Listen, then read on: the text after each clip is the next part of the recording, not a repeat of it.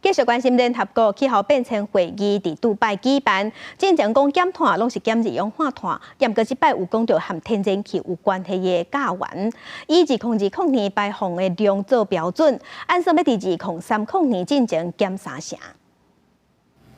根据国生全球的价源排放，用国家来排名，中国第一。那平均每一样排放量是美国第一，因为价源被认为是暖化指数高达之一，也是同款分量的气体，价源造成的暖化效果是二氧化碳21倍，所以被环保人士列为爱严厉监控、各大幅降低项目。Reducing methane emissions by at least 30% in 2030 is totally in line with the global methane pledge,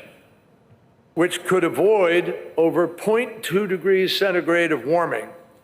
by 2050. 美国想要伫这次会合的气候变迁会议摕到领导地位，各求其他国家，特别是共款属于排放大户的中国。中国答应的同时，也和美国一个婉转的拒绝。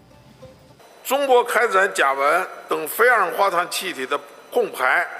不是轻而易举、一朝一夕就能够实现的，